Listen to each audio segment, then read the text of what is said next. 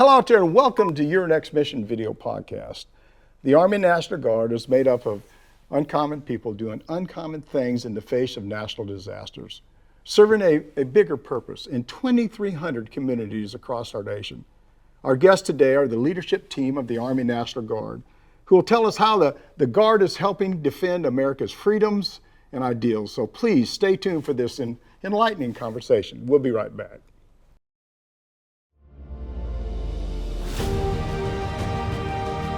Welcome to Your Next Mission video podcast, where we tell the stories of those who have served in the past and those who are serving today.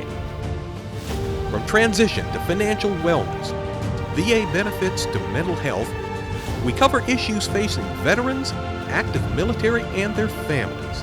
Now here's your host, the 12th Sergeant Major of the Army and co-founder of the American Freedom Foundation, Jack L. Tilley.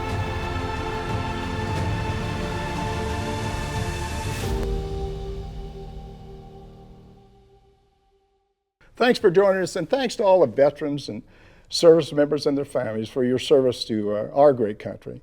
Now, before we get started, I personally want to thank our presenting sponsors, Navy Federal Credit Union, whose members are the mission, and Purdue Global, where you can start your comeback, and USAA, whose mission is taking care of the military community and their families always. With additional sponsorship from Blue Cross Blue Shield FEP Dental and Blue Cross Blue Shield FEP Vision. Together, they make your next mission happen. They love our veterans and families, and if you've ever listened to this show, I always say it, we love them too. Today, we're talking to the leadership team of the Army National Guard about how they are making a real difference in the communities across our country. And I'm excited, I should say, I'm really pumped up. I'm excited to introduce Lieutenant General Johnathan M. Stubbs, Director, and Sergeant Major James Brian Kendrick, Command Sergeant Major of the Army National Guard. Welcome to the show. Hey, great to be here, SMA. Thank you, SMA. Appreciate being here. Well, I appreciate you coming on the show. It's always good for me to talk to soldiers. I'm pumped up. I got a lot to talk about here. Hey. Yeah, we're pumped up too. We got a lot to discuss with you as well. Well, I appreciate that. Hey, before we get started, how about taking a little bit of time and tell the audience just a little bit about yourself? And sir, we'll start with you. Okay, great. Thanks, SMA. Really proud to be on the podcast with you, representing almost 328,000 Army National Guardsmen across our 54 states, territories, and the District of Columbia. Yeah, so, I guess my story starts with my father. My father was the first Guardsman I ever met. He was a chaplain in an armor battalion in the Kentucky Army National Guard. So my earliest memories were of my father going to drill, us dropping our father off, my dad off at the local armory there to go to annual training down at Fort Hood, Texas, or Camp Shelby, Mississippi, and then getting him back after a couple weeks away, going on vacations without him, and just watching him serve and everything else. So he kind of planted the seed of service and what it meant to be a soldier, and he also just kind of helped me realize my dream and really encouraged me along my path. I didn't join until my senior year of college. I joined the Tennessee Army National Guard. I joined as a private first class in an infantry company in Lexington, Tennessee. Then soon thereafter, I went to officer candidate school, graduated officer candidate school in 1995. I married a farmer's daughter from Arkansas, so I moved over to Arkansas, joined the Arkansas National Guard in the fall of 1995, and just started my career there as a young infantry platoon leader.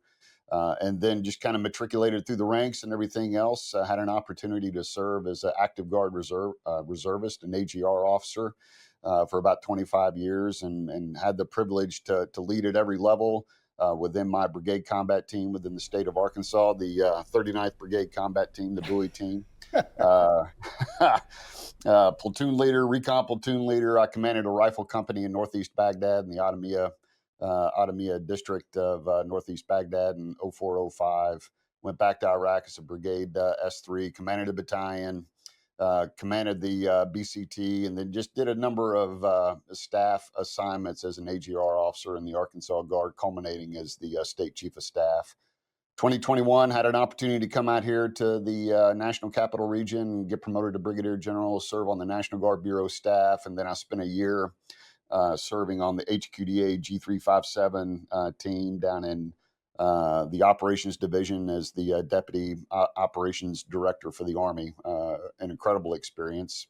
reported in January of 22, and then a month later, Russia invaded Ukraine. So really time traveled through that assignment, just with a lot going on.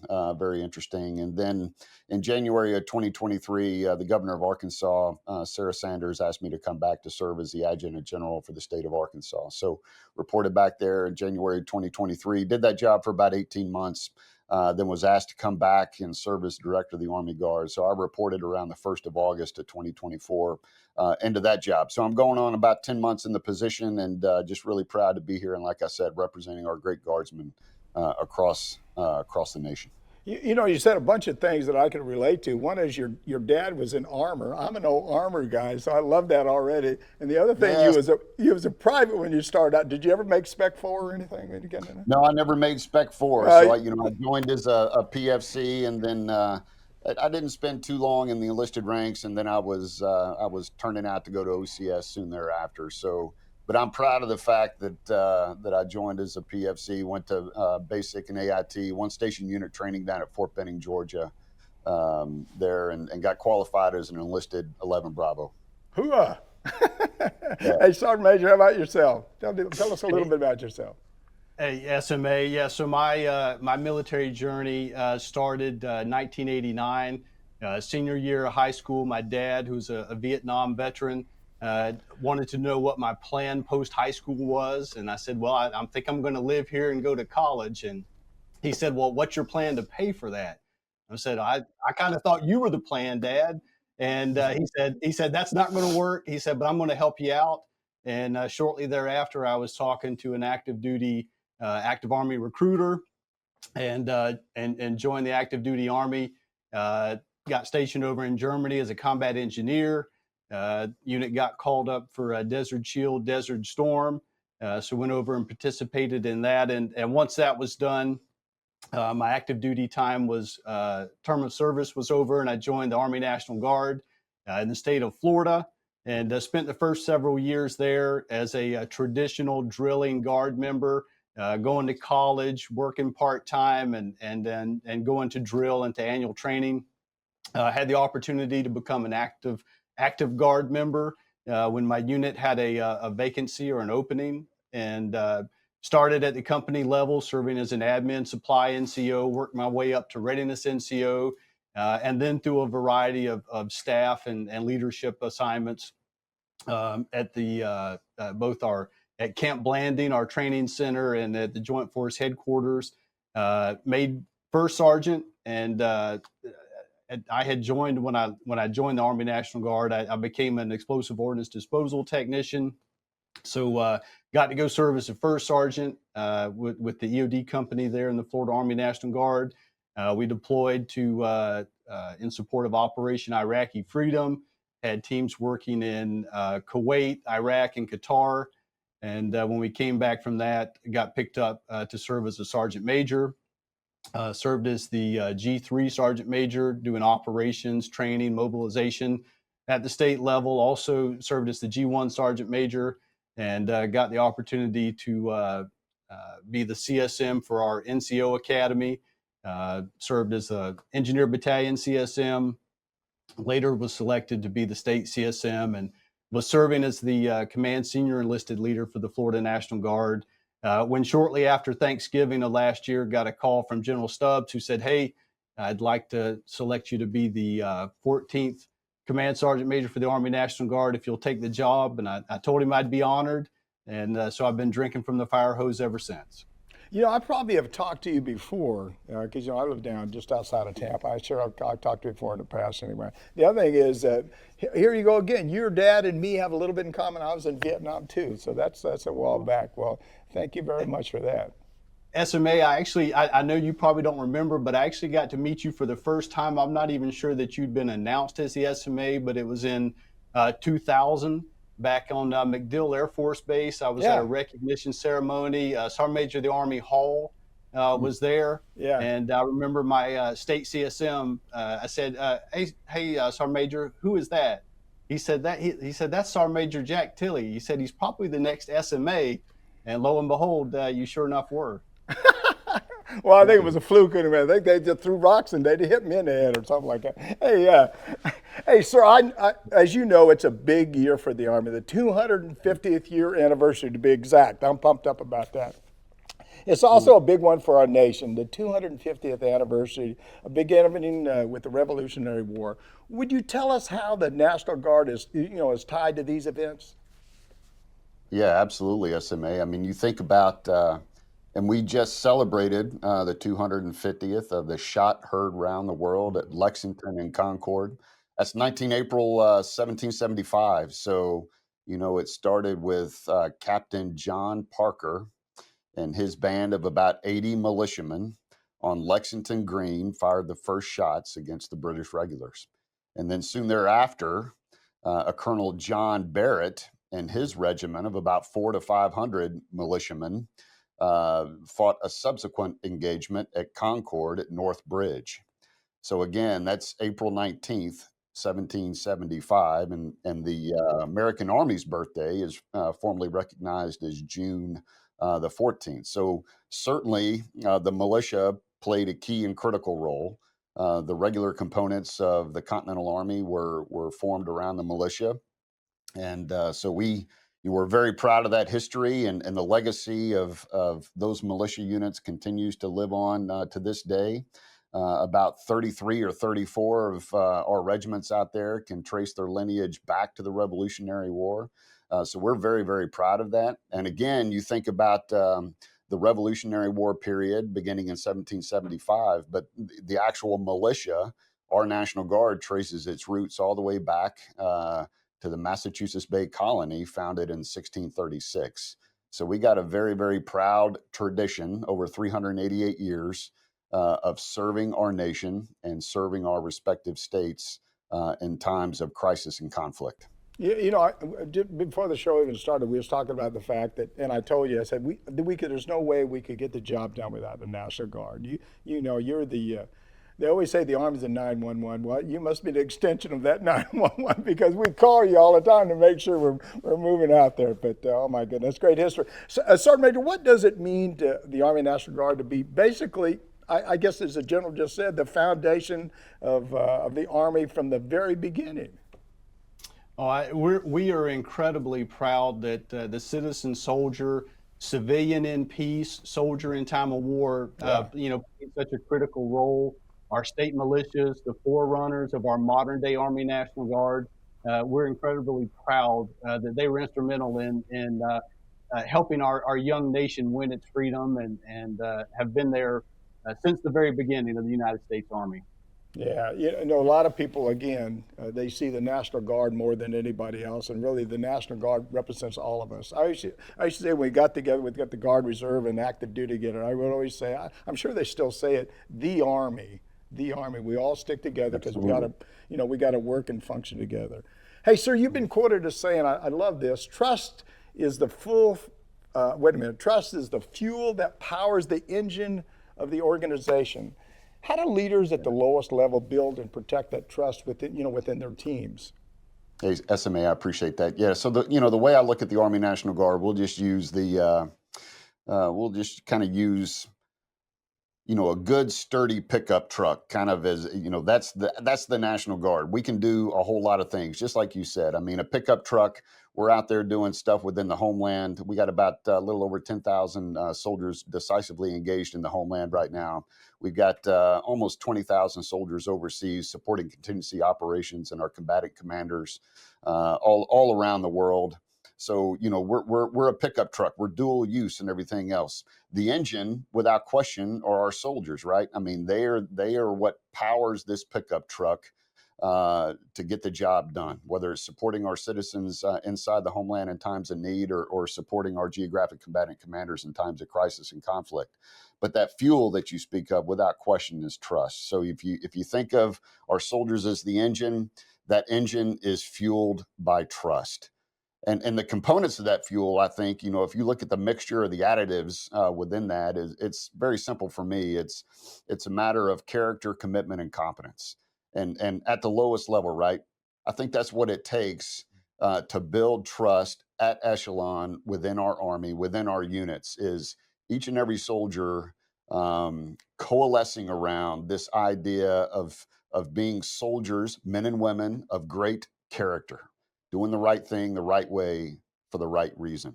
Living towards the Army values of loyalty, duty, respect, selfless service, honor, integrity, and personal courage. So character, that first ingredient or additive to the fuel of trust. Second, I think it's also just very simple commitment, right? We've got to be all in on this thing called the Army. We got to be all in on soldiering, being the best teammate that we can be within our respective units at the lowest level, whether it be a team, a crew, a section, a squad, and then our platoons and our companies and our battalions. But we got to be all in. We got to be all in together, a no quit attitude. We got to be soldiers that are resilient and tough, soldiers that are gritty. And then lastly, that last additive with respect to trust is competence. We got to be good at what we do. That's what the nation expects. That's what the nation demands.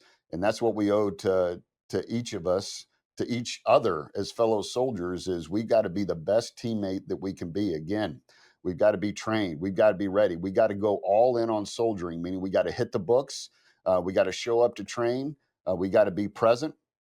And we just got to be experts in our craft, no matter what MOS or role that we have, and no matter what echelon. I think if we do those things, if we provide those additives or ingredients into the fuel of trust, there's nothing that we can't do. And that's stuff that you got to build at the outset. And you've heard at SMA, you've heard senior leaders talk about, hey, you can't surge trust at times of crisis. It already has to exist. So to me, that's how we get after it, right? Using the Army Guard is that great utility pickup truck, can do anything. It's tough as nails. It can go 500,000 miles. You're not going to break it down. The engine of that pickup truck is our soldiers. And then what powers or fuels that engine is trust without question. And then the additives of trust of character, commitment, and competence. You well said, sir. I don't think I've ever heard anybody say it any better than you just said right there. But you're really right. The trust, if they trust you, they'll follow you anywhere. The other thing I want to say real quickly is that it's harder for the National Guard than anybody else because they're not. It's not a full-time job. A weekend a month, I guess, and 2 weeks a year, and it's hard for them to stay proficient in that stuff. And so they got to be committed. They got to understand exactly what their jobs are, and if they're not doing that, and I think they are doing that. I've seen the Guard change a lot over the years and get better and better and better and better. So I'm up for them, and I know they're doing a great job because of leadership like yourself. Hey, Sergeant Major, how do we build teams where every soldier feels valued, respected, and really trained to standard? Well, I'm going to echo what General Stubbs just said. I would too if I was sitting next to him. I heard all that stuff. I'd make sure I echoed it. Absolutely, but it starts with engaged leaders that, just as General Stubbs said, have impeccable character. They are committed to the Army values, not just compliant with regulation. They also are competent. You have to be technically and tactically proficient. And your soldiers know that you know how to do your job and you know how to do their job, and you can teach, coach, and mentor them. And I'll add one more. Our soldiers have to know that you care as a leader. So it starts with character, competence, commitment, and caring for your soldiers. And one of the best ways that we can care for our soldiers is by enforcing standards and discipline, and by communicating with them, often, counseling them, making sure that they know where they're getting it right and where there's room for improvement. Yeah. Well said. I'm sitting there thinking, how can I join back up again, being a National Guard? I'm ready to go right now. So let's go, SMA. I'll tell you the other thing, though. I'll just add one thing here. They've got to see you too. You got to be around. You got to be visible. They got to see exactly what you're doing, and that falls in everything you said already: the trust, the care, and the commitment to all the things that you're doing. And you've got to be right on target to do that. Especially, it's harder for the Guard, I think, and the leadership in the Guard, because the people that's normally in that organization are scattered out all over. And so the fact that they got to see you and see what's going on. Hey, we need to take a quick break. When we come back, I want to talk about something that's probably really important in your life, and that's leadership philosophy. So please stay right there. We'll be right back. This is Your Next Mission video podcast with me, your host, Jack L. Tilley, 12th Sergeant Major of the Army. And if you're enjoying this discussion, and I know that you are because we're talking about leadership, we're talking about our guard, we're talking about commitment, caring, trust, please like us, click on that subscribe button below, and be sure to click on the bell to receive notifications of all of our upcoming video podcast releases. I'll be right back after a word from our presenting sponsors. You're watching Your Next Mission video podcast, proudly presented by Navy Federal Credit Union, the most trusted credit union owned by members of the military community, serving all branches of the armed forces and their families. Learn more at NavyFederal.org. Their members are the mission. Purdue Global. You're ready for a comeback, and with Purdue Global, you can do more than take classes. You can take charge of your story, of your career, of your life. Earn a degree you can be proud of and get an education employers respect. Start your comeback at purdueglobal.edu. And USAA. A promise is a trust not to be broken, whether spoken with an oath solemnly swear or sealed with a pinky. And after 100 years, we're still taking care of the military community and their families. That's our mission, always. Now back to your host, the 12th Sergeant Major of the Army, Jack L. Tilley.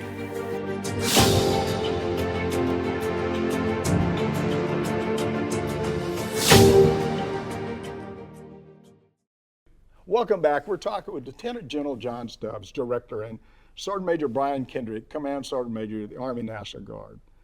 Before we get back to our discussion, I want to let you know about a way to support our work we're doing on behalf of our veterans and their families here at the American Freedom Foundation. If you have a used vehicle you're planning to get rid of or some property you don't have any plans for, you can donate it. Visit our website at AmericanFreedomFoundation.org/donate and click on the vehicle donation button or the home donation button to support our work. We appreciate your support. Sir, you emphasize leading on offense and leaning into friction. How do junior leaders adopt that mindset without overstepping the role? No, hey, SMA, I appreciate that. Yeah, so leading on offense, right? So leading on offense to me, it just means being proactive, being an engaged leader. Initiative, you talk about initiative and this concept of mission command. You know, we've got to own that. We've got to embrace that. And for junior leaders at Echelon, to me, leading on offense just means, hey, understanding your leaders or your commander's intent, then taking their respective intent, applying it to your own organization at Echelon, whatever it is, understanding what your right and left limits are, but really just understanding and appreciating what the overall goal, mission, or objective is, and then just move out. Use your initiative, use your experience, and then leverage those within your team to accomplish the mission. Not waiting necessarily for steerage. I mean, you get the objective, you get the mission, the intent from your higher level leader, and then you just move out with your own initiative. Check in to make sure that you're on azimuth, but lead. Don't wait. Move out. Lean into leadership. That's kind of what I mean in terms of leading on offense as it relates to moving to friction, right? So as we lead, as we move along our path towards the objective or towards mission accomplishment, there's no doubt bad things are going to happen. I mean, we're teams of teams and we're made up of human beings. We're all naturally flawed. None of us is perfect. And the teams that we work with, again, it's a human endeavor. We're going to disappoint one another. We're going to let each other down. We're going to fail to accomplish the task. We just can't ignore those things, right? So as things like that happen, you've got to move to that friction. You've got to address that friction. You got to knock it down. You got to repair it, and you got to make your organization better so you can continue to march. So that's kind of what I mean just in terms of leading on offense and moving towards friction. It's just really proactive, intent-driven leadership that, again, is centered around the leader's own individual initiative within the commander's intent. Mission command, very simple. Yeah, all the time he was talking, I'm thinking about coaching, teaching, and mentoring, Yes. developing. And they're looking at you for that advice. They're looking at you and the other thing I really love what you just said, they're going to make mistakes. And when they make mistakes, you don't kill them. What you say is, well, that's not right. Let me just coach you a little bit and give you the parameters right there, left side and the right side there a little bit. But you got to do that. I made so many mistakes in my military career. I probably shouldn't got past Spec 4 to tell you the truth. But I made a lot of mistakes. But I always had good leaders that were coaching and teaching me and showing what right looked like. And I think that's, I used to look at people all the time and I'd say, I want to be like him or her. I want to be a leader like they are. And I think that's what we need to do. And I said it a minute ago. I think leadership is a lot of it's about just being there and being able to communicate and to talk and listen to what they have to say. So I think it's important. Hey, Sergeant Major, what advice would you give to a new squad leader trying to build their leadership style from the ground up? I can think about my ground up leadership style, but what advice would you give a squad leader? Well, SMA, I think anytime you're going to build something from the ground up, you need a good set of blueprints, right? You need a blueprint, you need a plan. Well, thankfully, the Army's provided that to us as non-commissioned officers. I would tell them to go grab a copy of the creed of the non-commissioned officer, the one that they signed when they were promoted to sergeant, and read that. And you can't ask for a better blueprint or a better foundation for your leadership style than everything that the creed of the non-commissioned officer requires of us. No one's more professional than I. Competence has to be our watchword. Officers of our unit will have maximum time to accomplish their duties. They won't have to accomplish ours. We have two basic responsibilities, right? We're going to accomplish the mission and we're going to take care of our soldiers. So I think that if I were counseling a young staff sergeant that was taking over a squad, start with the creed of the non-commissioned officer, and everything that's in there can be put in one of those buckets we talked about earlier: commitment, character, caring, or competence. And so that's where I would start, and I would honestly reflect, on how do I measure up to each of those requirements, and if there's a deficiency somewhere, well, we're supposed to know ourselves and seek self-improvement. So I'm going to make sure I get better, and I'm going to keep working on self-improvement until I reflect everything that creed has told me that I need to be. Yeah, you just convinced me that I need to stay out of the Army. You guys are too smart for me. That's for sure. Wait a minute. We'd love to have you back, SMA. That's right. Hey, look here. There's one thing I'd add there, Sergeant Major, and you hit on it already, is the counseling aspect. Make sure that you take the time to counsel your soldiers. I used to tell everybody, no matter what level I was at, I want to be counseled. And so tell me when I'm doing good and what do you think I need to improve on. And you got to have that honest dialogue, that honest conversation. If you miss that, then that's when they sort of stray a little bit. So keep talking, keep listening. I always tell people, if you want to be a good leader, be a good communicator and really be a good listener. Listen to what people have to say. And I think that's really probably the key to most of the people I've ever been around that I thought were pretty good leaders. Hey, sir, in your experience, every once in a while I get something right, very seldom here. But hey, sir, in your experience, what's the key to fostering real productive communication between leaders and those that we're leading? I think the key really is it just starts with authenticity. Just being authentic, being real, humble, approachable, and credible. And that's not original to me. I mean, those words are kind of used.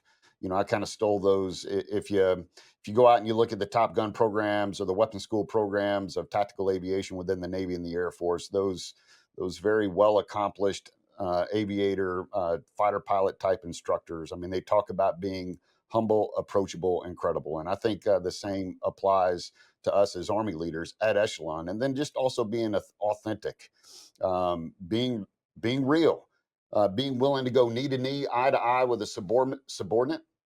And then also there's a certain aspect of, I think, vulnerability that you've got to be willing to accept in terms of telling your own story, and just humbling yourself with respect to the way you communicate. Part of my leadership philosophy as well is, we as leaders, I think we've got to be willing to really sit and listen. Listen first. All right, Stephen Covey, 7 Habits of Highly Effective People back in the back in the 1990s. He talks about seek first to understand, then to be understood. And I think as leaders, we've got to be willing to listen, to understand what's happening within our soldiers' lives, what's happening within the lives and the circumstances of our leaders at echelon, what's going on in our units. And we do that, again, just being authentic, and then just being humble, approachable, credible, and then just a certain amount of vulnerability in terms of talking about your own experiences, maybe your own past failures, maybe your own insecurities as we've gone about our own leadership journeys within the Army. Yeah, I had a good friend of mine just recently passed away, but he called me on the phone when I got to be the Sergeant Major in the Army. And he gave me some great advice. He said, first of all, don't let your head swell. He said, don't change who you are, because every once in a while we get promoted. We think, hey, look at me, look at me. That's right. No, don't let your head swell. The second thing is, he said, when you make a decision, you're not making a decision based on what's right for Jack Tilley. You're making a decision what's right for the United States Army and what's right for your soldiers. Maybe not be right for you, but it's right for the people that you're working with. Never forget that. He told me a bunch of other stuff I won't tell you now, but he was a great leader and really had a good understanding of how to treat people. I think you're really right. Being a good listener and listening to people and hearing what they have to say, what they have to share. They know, again, goes back to trust, what we've already been talking about. That's right. If they know you care, you trust them, and you're listening to them, you may not take their idea, but guess what? You may take their idea. So yeah, that's certainly important. Hey, Sergeant Major, how do relationships directly affect the mission success in combat? Really in combat, not just in combat, in garrison also. Everything we do as non-commissioned officers centers around people and relationships. And, we talked about building trust within an organization. You don't build trust, you don't build relationships in the middle of a crisis. Right, you have to do that when the skies are blue and things are calm. So I think that there's no way around the importance of building relationships. In fact, that's one of our 4 focus areas here in the Army National Guard, is strengthening our enterprise partnerships. The partnership, the relationship that we have here at National Guard Bureau with our states, our territories. We have an incredible program called the State Partnership Program, where, we work with partners around the globe to build enduring long-term relationships. I think one of the most exciting things about that, and really highlights how important relationships are to accomplishing the mission. When Ukraine found itself early in the fight with Russia, one of their first phone calls was to the California National Guard, because they had a several decade-long relationship with the soldiers of the California National Guard. I can't think of a better example for highlighting how important relationships are, how critical. Well, I remember going to Saudi every once in a while, and we rotate the active duty and the Guard too. They rotate year after year after year, rotating in there. And it takes you years to build that confidence, for them to have confidence in your abilities and trust you and be committed. It's relationship is so important for all of us. That's for doggone sure. That's why that even now, I've been out of the Army 20 years. I still have relationships with people in the military that I served with, and even some of the new ones, I still talk to them too. Hey, this is a great discussion. I probably could go on for hours and talk to you. We need to take another quick break. When we come back, I want to discuss the training at squad level and building that lethality. We'll be right back just after a couple minutes here. Now, here's a word from one more of the organizations that help make this show possible. You're watching Your Next Mission video podcast, brought to you in part by Blue Cross Blue Shield FEP Dental, Blue Cross Blue Shield FEP Vision. Part of transitioning out is that dental and vision insurance breaks off from your medical insurance. Vision and dental is very important to be able to enjoy your retirement. Blue Cross Blue Shield makes the transition so much easier. Now back to your host, the 12th Sergeant Major of the Army, Jack L. Tilley.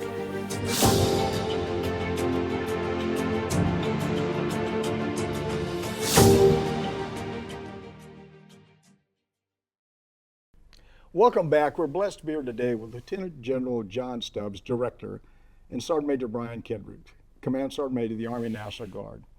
Remember, this is your show. We know there's so many issues that directly affect you, and we want to address each and every one of them. So please, as I've said many times, reach out to me. Tell me what topics you'd like to cover. You can leave me a message at 844-424-1134 or send me an email at SMA Tilley at yournextmission.org. And guess what? I'll reach back out to you. Hey, Sergeant Major, you emphasize the importance of getting back to the basics, and I absolutely love that. That's for doggone sure. What does the foundation of training look like at a squad level, and how do you ensure it stays effective? You can answer both those questions, I guess, together there. Yeah, sure. And so I think that it starts with, as we mentioned, being brilliant at the basics, focusing on field craft. We used to call it common task training or Army warrior task battle drills. Those fundamental tasks that we know soldiers are going to get called upon to do, if you're in close contact with the enemy. And I think that and sometimes in the Guard it can look a little bit different, perhaps in the active component.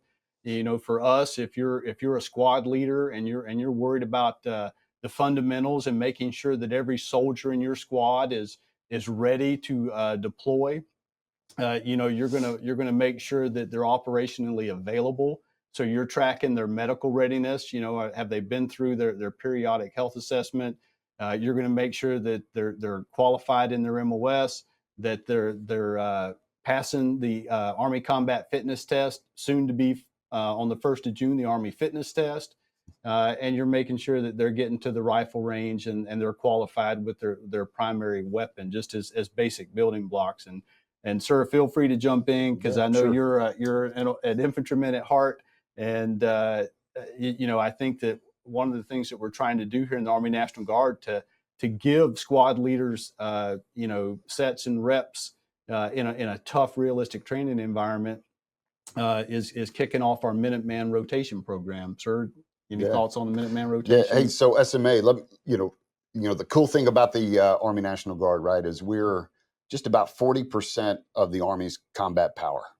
40%. We are the combat reserve of the Army.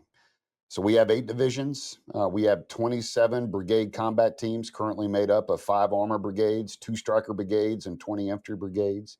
We represent about 56% of the Army's artillery capacity, and then just a myriad of functional and multifunctional capabilities such as combat aviation, combat engineer, you name it. So, we are absolutely warfighting centered as an Army National Guard. And in order to be warfighting centered, you got to be focused on lethality.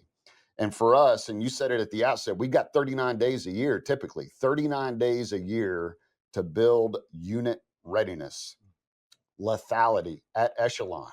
It is an incredibly challenging proposition, right? But, for us in the Army Guard, kind of the foundation level for us is the squad. The squad, and really, to a certain extent, the platoon.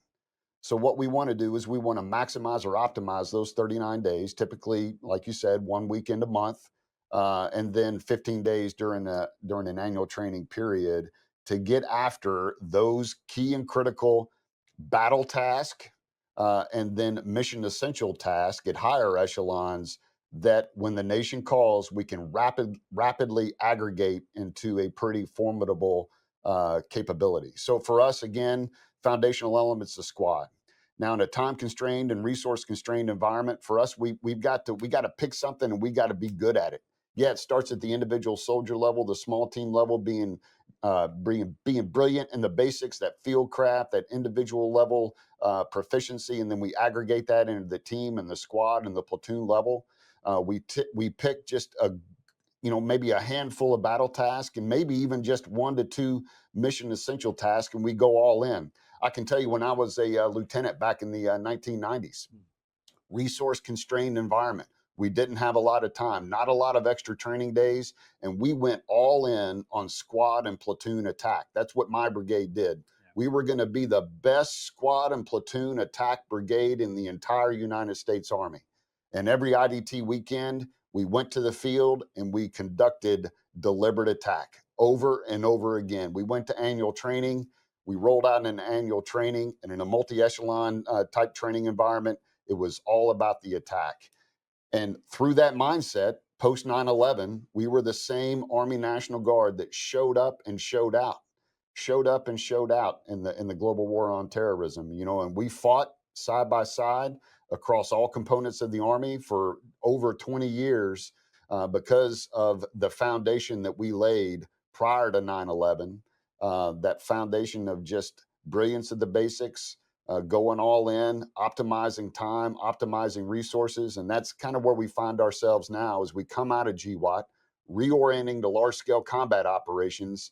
And again, what can we do to make sure that if and when the balloon goes up and we've got to deploy to fight and win our nation's wars, we can go to a mobilization station, aggregate that foundational readiness at company and battalion and brigade levels, and go overseas, fight, win, survive, and come home.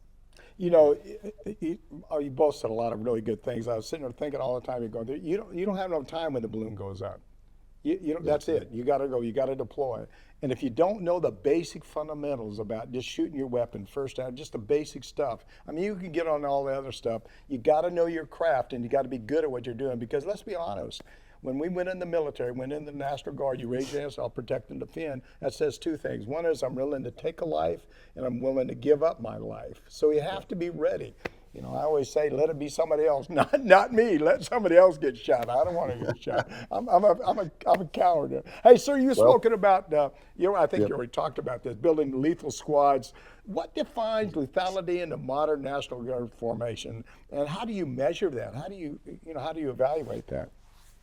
Yeah, I think, Sergeant Major hit it first, and I think I kind of followed up with some of that, right, is identifying that foundational element in which we want to really invest in, and that's got to be balanced against time.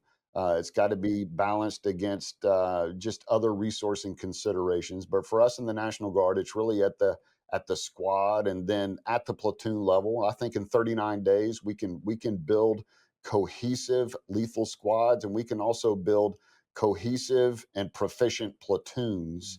And that's what we're focused. That's what we're focused on doing in the National Guard. So, as it relates to our warfighting mission, we're all in on that. And then, the way I look at it, and the way the Sergeant Major and I look at it, if we're proficient with respect to our warfighting skills, we're ready for combat. We're ready for anything.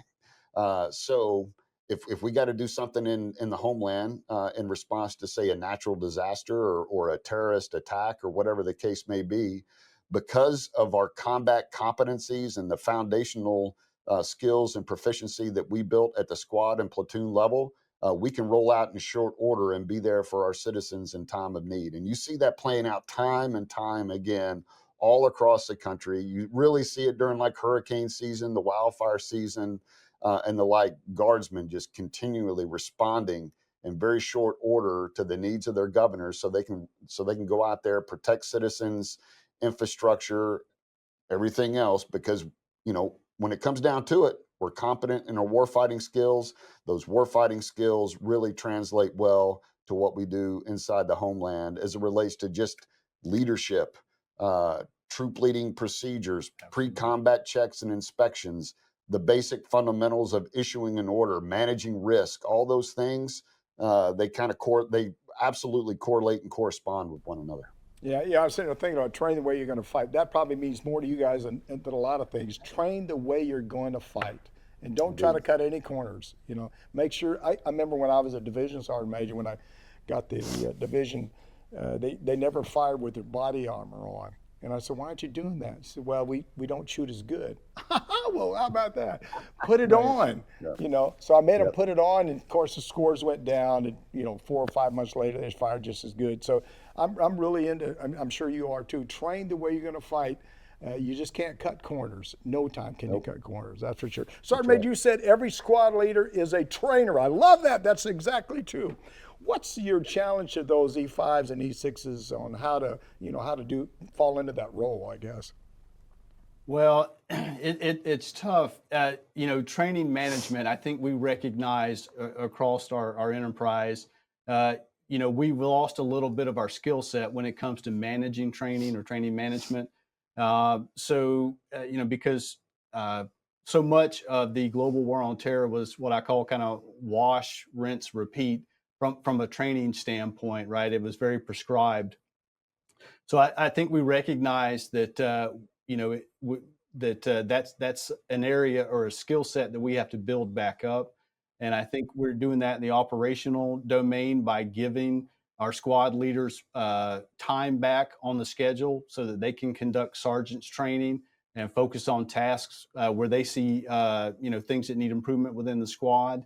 And then in the institutional domain, we're taking a look at all NCO PME from the basic leader course all the way up to the sergeant's major course, and making sure that we're putting blocks of instruction on training management back into that institutional training, because we recognize that's a skill set that's got to be improved. Yeah. Very quickly, that Sergeant E5 can be a platoon sergeant. Our staff sergeant can be a platoon sergeant, or a second lieutenant can be a company commander or a battalion commander. When war starts and people they don't say, well, don't shoot them because he's in charge. No, that's not how it works. So you got to make sure they're all trained and they know exactly what to do. That's why it's so important to keeping everybody informed and communicate about what's going on, what you're doing. Hey, if somebody wants to reach out to you, either one of you can answer. Somebody wants to reach out to you to join the National Guard. What's the best way to do that? In fact, I'm going to write that number down so I can contact you right after the show. Go ahead. Well, I think the easiest way in this digital age, information at your fingertips with respect to our young folks out there. Google us. Go out on all the social media platforms, Facebook, Instagram, X, you name it. Just type in Army National Guard. Those are the keywords. It'll immediately come up, and it's going to put you in touch with a recruiter within each and every state in our territories in the District of Columbia. Again, all you got to do is just Google your state's Army National Guard. It will give you a number, a website, or a QR code. Go immediately there. It's going to instantly put you in touch with somebody that can tell you all about the incredible benefits of being a soldier in the Army National Guard. And the way I characterize it, SMA, we've got our ad campaign out there, Uncommon is Calling. Being a member of our Army National Guard, it's uncommon, it's special, it's unique to be a citizen soldier, to wear the uniform of a soldier in the United States Army as a member of the Army National Guard, but then also having the opportunity to continue higher education or grow in a career, in a civilian career, and then grow a family.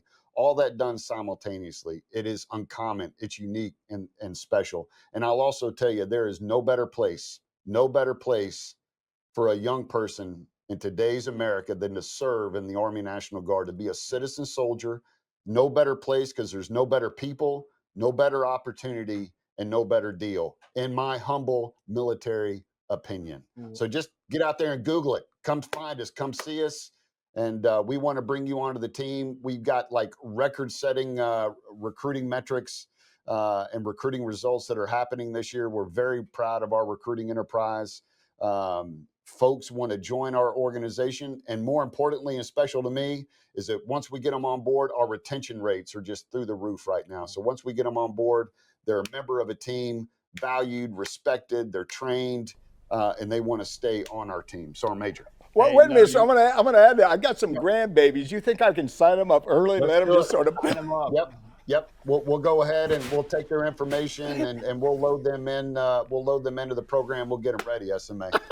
Hey, Sergeant Major, go ahead. Well, I was just going to say, I'm incredibly proud of our Army National Guard soldiers. One of the greatest parts of this job is having the opportunity to travel and visit with our soldiers, whether they're deployed overseas or they're training in their home state or territory. And it never ceases to amaze me just how committed and dedicated our Army National Guard soldiers are, balancing their civilian life with all the rigors and the demands of military service. I'm incredibly proud to serve them as their command sergeant major. Well, thanks. Well, I appreciate all you guys are doing. Thank you so much for coming on the show. Anything else you want to say, sir? Any final thoughts or anything you want to say? I think you probably covered everything. Oh, SMA, I think just what CSM Kendrick just described and articulated, you couldn't say it better. We're proud of our troopers out there. We've just got great troopers that are doing mighty things for their state and for their nation. Their commitment, their sacrifice, their dedication to the nation, to their state, and to their teams. It's just something that's awe-inspiring, and we draw energy from it every day. So, SMA, I hope you and all those that are out there listening to this podcast, they're proud of their Army National Guard. Absolutely. Proud of their Army National Guard. There you go. Sergeant Major, you got anything? Hey, SMA, thank you for the opportunity to come on your podcast and share our Army National Guard story. Thank you. Yeah, thanks for continuing to serve, SMA. Well, Thank you for continuing to serve. Tell the story. Hey, I'll never stop. That's for doggone sure. Thanks again for being with us. I appreciate it. God bless you. Hooah! Go National Guard. Ready for combat, Sergeant Major. I am every day. Oh. Hey, thanks again to Lieutenant General John Stubbs and Sergeant Major Brian Kendrick of the Army National Guard for being with us. I'm Jack L. Tilley, 12th Sergeant Major of the Army, and you've been enjoying Your Next Mission video podcast. Thank you for joining us. Log on to our website at yournextmission.org and leave me a review. I always say, I hope it's a good one, but I'll take whatever you give me. While you're there, you can visit our nonprofit and corporate partners who have jobs and services available that can assist you in your transition from the military. And check out our job board in partnership with Recruit Military and Upline, where you can create your own personal profile that will match you with just the right job, real time. You can follow me on my social media pages, X, Instagram, YouTube, LinkedIn, and Rumble. And if you like what we're doing with Your Next Mission, please click on that subscribe button below. And don't forget to click on the bell to receive notifications about our upcoming video podcast releases. Remember, we want to hear from you. Please leave me a message at 844-424-1134 or send me an email at SMA Tilley at yournextmission.org. Thanks again to Lieutenant General Stubbs and CSM Kendrick for joining us today. And at the end of the show, right, I always have final thoughts. Look here, if you're not pumped up about the National Guard, if you don't understand the importance of what they're doing each and every day for us, they're citizen soldiers that care so much about us, about our country, about our lives each and every day that help us on all these national disasters around the country. If you don't know anything about them, reach out to them, talk to them, see what they're doing. And guess what? I bet you'd be a better person to be part of their team. God bless you for all that you're doing. Thanks for watching, and thanks to New Mind Studios and, of course, our sponsors, Navy Federal Credit Union, Purdue Global, USAA, Blue Cross Blue Shield FEP Dental, Blue Cross Blue Shield FEP Vision. We appreciate all you do for our military. And as always, see you on the high ground. Hooah!